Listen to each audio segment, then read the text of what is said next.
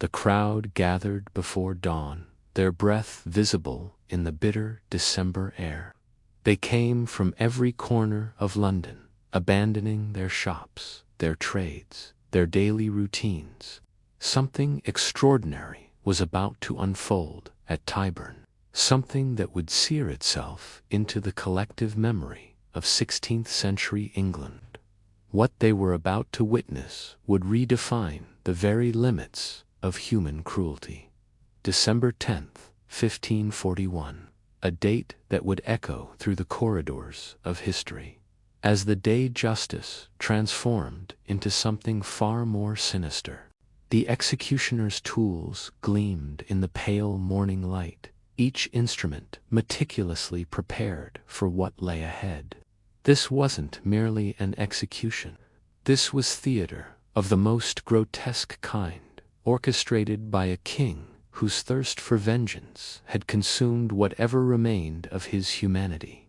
Francis Dereham was 26 years old. In different circumstances, he might have lived a comfortable life among England's minor nobility.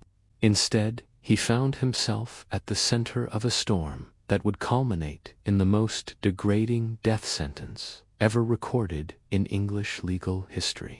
His crime, loving a woman who would become queen. But to understand how a young nobleman came to face such an unthinkable fate, we must travel back 5 years to a time when England trembled under the shadow of its most feared monarch.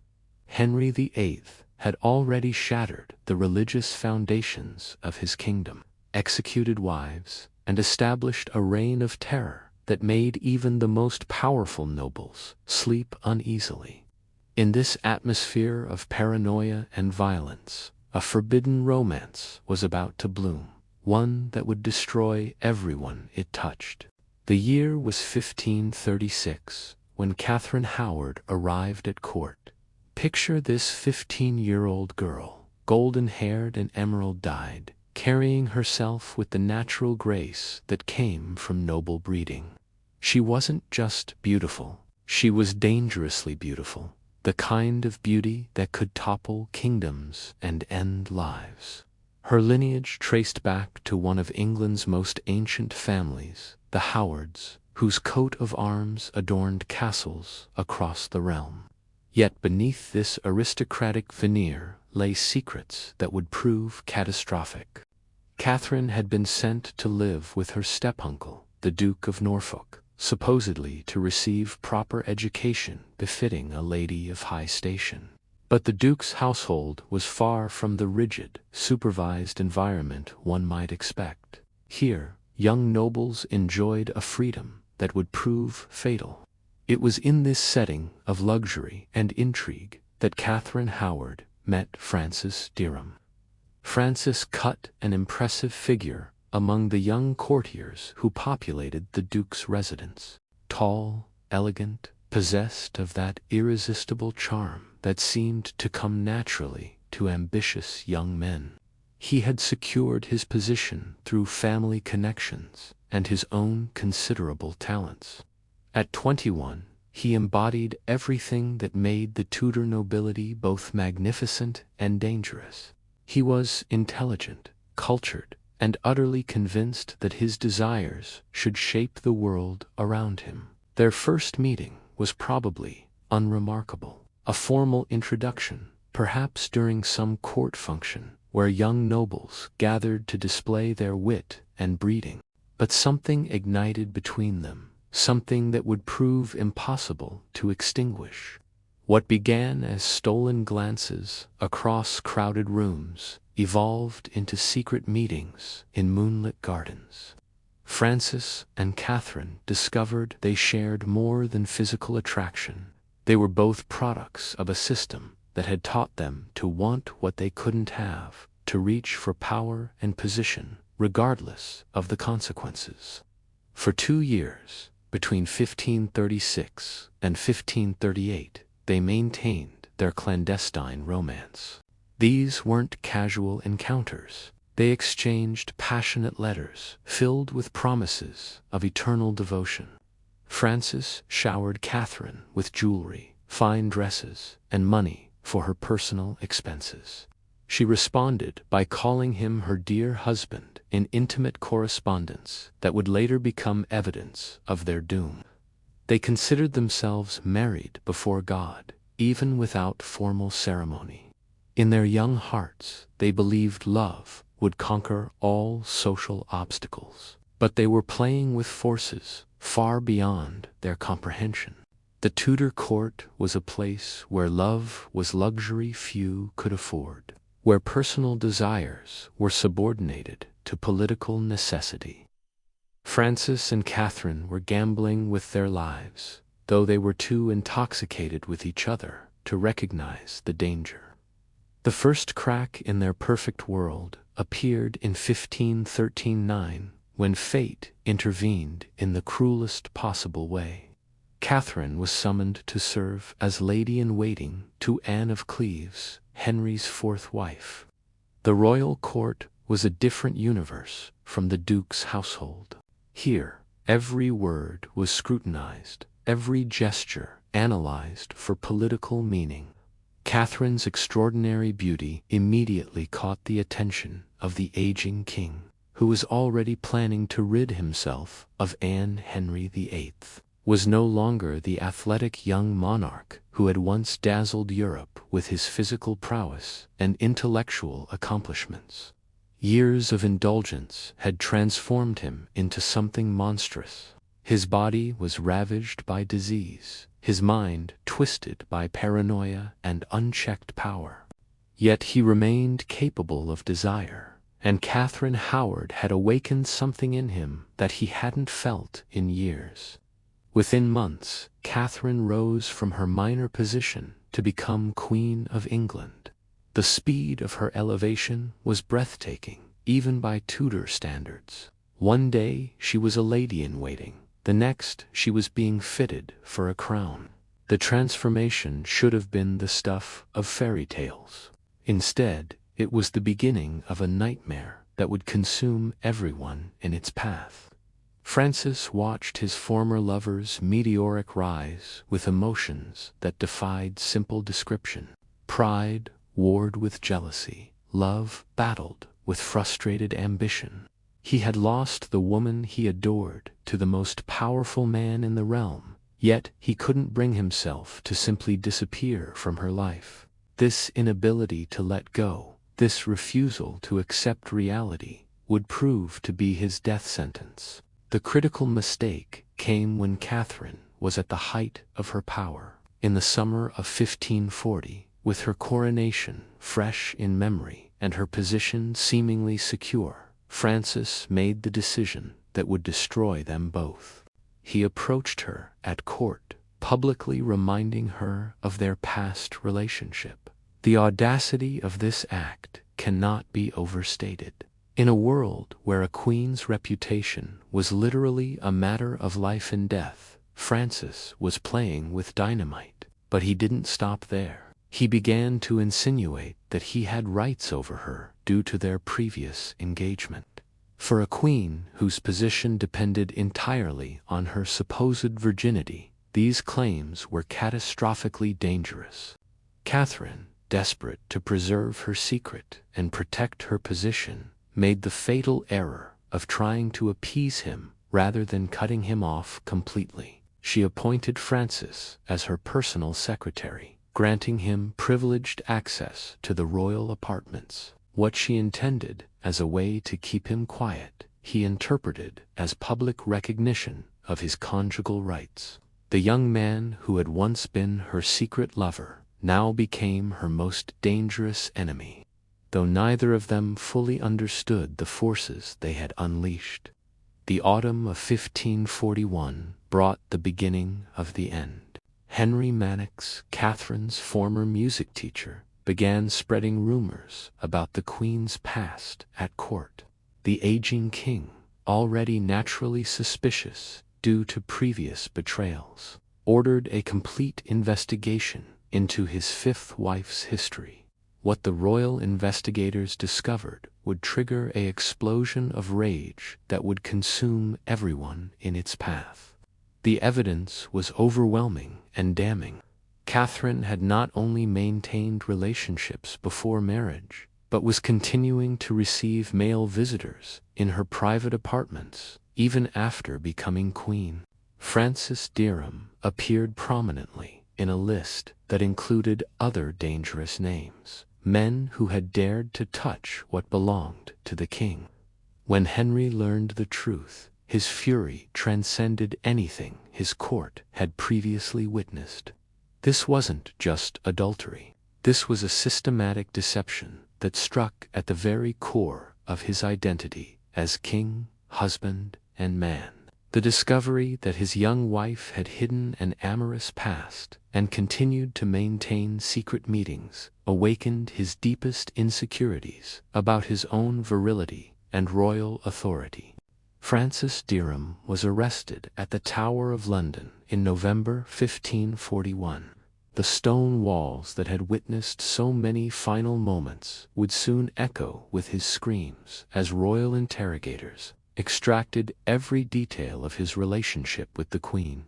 What they discovered would seal his fate in the most horrific way imaginable. Francis Dereham, once a confident young courtier who had walked through palace corridors with his head held high, now found himself shackled in darkness, facing questioners whose methods had broken far stronger men. The royal investigators weren't interested in mercy. They wanted every detail, every whispered word, every stolen kiss that had passed between Francis and the woman who now wore England's crown. Under relentless interrogation, the full scope of their relationship began to emerge like a festering wound exposed to daylight. The evidence they uncovered painted a picture that would send Henry into paroxysms of rage. Dozens of love letters survived, hidden away in secret compartments and forgotten drawers. These weren't the innocent exchanges of courtly romance. They were passionate, intimate communications between two people who had considered themselves bound by something far deeper than mere attraction. Catherine had signed herself as Francis's wife. He had addressed her as his beloved spouse. In the eyes of the law, and more importantly, in the twisted logic of Henry's mind, this constituted a form of treason that transcended simple adultery. But the letters were only the beginning. Eyewitnesses came forward, servants and courtiers who had observed intimate encounters, secret meetings, and compromising exchanges of gifts. The investigators compiled a catalog of evidence that revealed not just a past romance, but an ongoing relationship that had continued even after Catherine's elevation to queen. Francis had used his position as her secretary to maintain access to the royal apartments, meeting with her in private chambers while the king remained oblivious. What truly sealed Francis's fate wasn't just the past relationship, but Henry's growing conviction that the young man had engaged in sophisticated blackmail.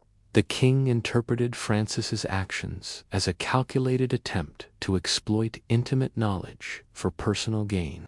In Henry's diseased imagination, this wasn't merely the persistence of a former lover. This was a direct attack on the dignity of the crown, a violation of the sacred bond between monarch and subject that demanded the most extreme response.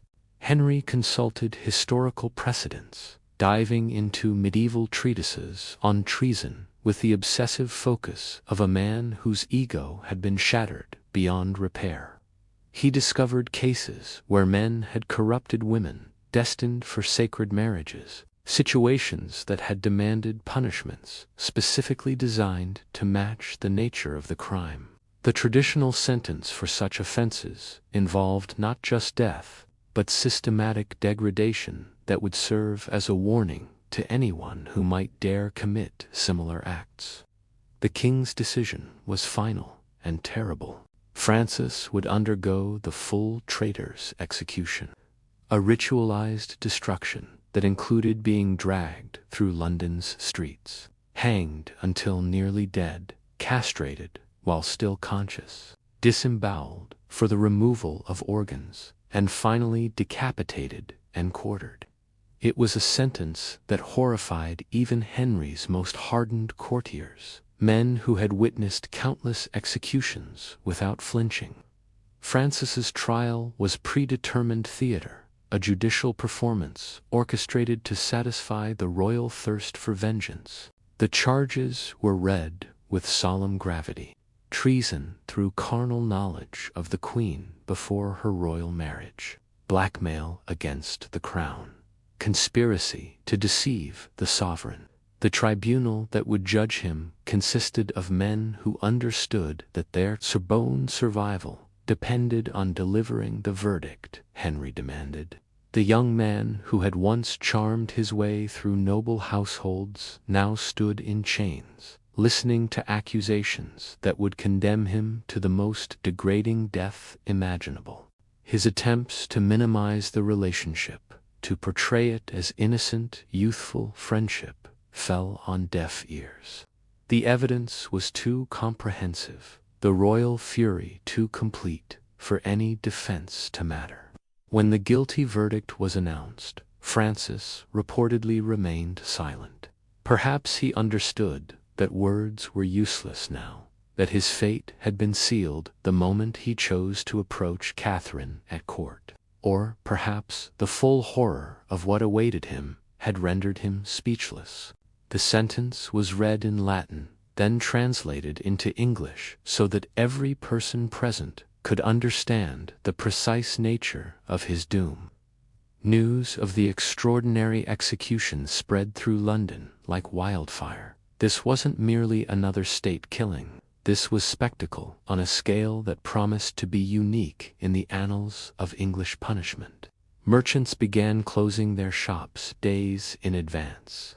Nobles rented windows and balconies overlooking the execution route, paying premium prices for the privilege of witnessing history in the making. Even foreign ambassadors made arrangements to attend, understanding that what they were about to see would require detailed reports to their home courts. The machinery of death began its preparation. The executioner, Thomas Turles, received specific instructions about prolonging each stage of the punishment to maximize both suffering and public humiliation. Special equipment was constructed, designed not for efficiency but for theatrical impact. The gallows at Tyburn were modified to accommodate the complex sequence of tortures that would precede Francis's final moments. In his cell, Francis faced his last days with whatever dignity remained to him. He was permitted to make a final confession, to receive the last rites of the Church that would soon witness his destruction. But these small mercies were overshadowed by the knowledge of what awaited him. Unlike the quick death that might befall other traitors, his punishment was designed to strip away every vestige of human dignity before finally granting the release of death. The night before his execution, London buzzed with anticipation. Crowds had already begun gathering at Tyburn, claiming the best vantage points for the morning's entertainment. The atmosphere was festive, almost carnival-like, as vendors sold food and drink to spectators who would spend the night waiting for dawn. Few understood that they were about to witness something that would haunt the collective memory of their city for generations to come. In the Tower, Francis spent his final hours in prayer and contemplation. Perhaps he thought of Catherine, wondering if she knew what price he was about to pay for their forbidden love. Perhaps he cursed the ambition that had driven him to approach her at court, or the passion that had blinded him to the dangers of loving a future queen. Or perhaps, in those dark hours, he simply tried to prepare his soul for the ordeal that would begin with the rising sun. The dawn of December 10th arrived gray and bitter, matching the mood of what was about to unfold. The stage was set, the players ready, the audience assembled. All that remained was for the final act of this tragedy to begin, an act that would redefine the very limits of judicial cruelty in 16th-century England. Francis was dragged from his cell as the first light of dawn broke across London's skyline. The wooden hurdle that would carry him to his death had been specially constructed for maximum humiliation. Bound hand and foot, dressed only in rough sackcloth, he was tied to this crude sledge and hitched to a team of horses. The journey from the Tower to Tyburn would take 2 agonizing hours, every cobblestone and pothole designed to batter his body. As London's citizens lined the streets to witness his degradation, the procession began slowly, deliberately. This wasn't transportation. This was torture disguised as justice. Francis's body was repeatedly slammed against the rough stones of London's streets as the horses dragged him through puddles of mud and refuse. The crowd that had gathered showed no mercy, hurling insults and garbage at the condemned man. Rotting vegetables, animal waste, and stones rained down on him as he was pulled through neighborhoods where children had been lifted onto shoulders to get a better view of the spectacle. When the procession finally reached Tyburn, the roar of the assembled crowd was deafening. Over 3,000 people had gathered to witness what they had been promised would be the most brutal execution in living memory. The gallows stood like a monument to royal vengeance, specially modified with additional beams and platforms to accommodate the elaborate sequence of torments that would follow. Thomas Turles, the chief executioner, approached his work with the methodical precision of a craftsman. He had received explicit instructions to prolong each stage of the punishment, to ensure that every moment of suffering was extracted before death finally intervened. The crowd pressed forward, eager to see justice served on the man who had dared to touch their king's wife. The first stage began with partial hanging.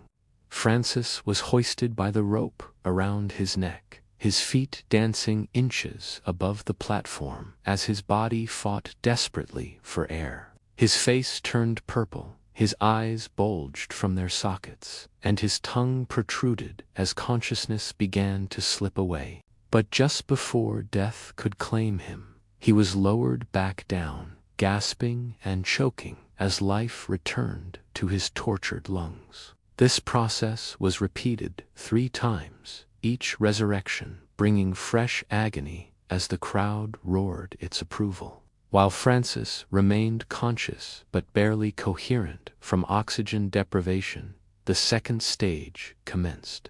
Still breathing, still aware of what was happening to him, he was laid upon a table as the executioner approached with a heated blade. The castration was performed with deliberate slowness, each cut precise and calculated to maximize both pain and humiliation. Francis's screams echoed across Tyburn, a sound so terrible that even some of the hardened spectators turned away in horror. The bleeding was immediately cauterized with red-hot iron, ensuring he would remain alive for what was to come. The third stage proved even more barbaric. With Francis still conscious, though weakened by extreme blood loss and shock, the executioner opened his abdomen with surgical precision. Following ancient tradition, the internal organs were removed one by one while the condemned man watched helplessly. The crowd cheered as each organ was extracted and displayed, treating human suffering as entertainment. The heart was saved for last, lifted high for Francis to see before darkness finally claimed him and his torment ended. But even death brought no dignity. The final stage involved decapitation and quartering of the corpse. Francis's head was severed and mounted on a pike, his lifeless eyes staring out over the crowd that had demanded his destruction. His body was methodically divided into 4 parts, each section destined for display at London's main gates as a warning to anyone who might dare compromise royal honor. The entire execution lasted nearly 5 hours. Even by the brutal standards of 16th-century justice, what transpired at Tyburn that December morning was recognized as excessive.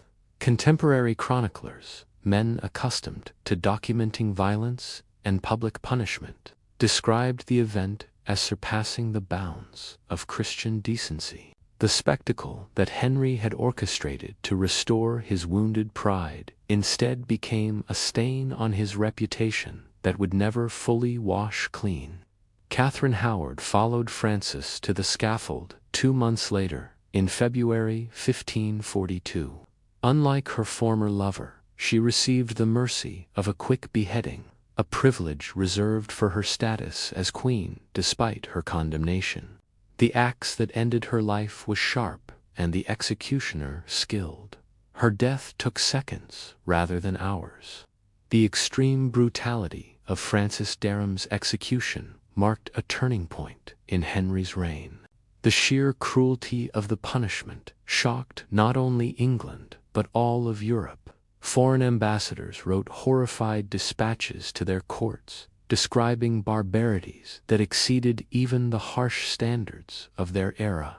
Henry's attempt to protect royal dignity through Francis's extreme humiliation ultimately damaged his own international standing, marking him as a tyrant whose vengeance knew no bounds. Today, no memorial marks the spot where Francis Dereham faced his terrible end. Tyburn was demolished centuries ago, its gallows replaced by London's endless sprawl. Few remember the young man who paid the ultimate price for loving a woman destined to wear England's crown. His death stands as a dark reminder of how absolute power can transform even youthful romance into capital crime, and how a monarch's wounded pride can exceed any notion of justice or humanity. The most humiliating execution of the 16th century ended not with justice served, but with innocence destroyed and power corrupted beyond recognition. In the ashes of Francis Dereham's suffering, we find not the triumph of royal authority, but its ultimate moral bankruptcy.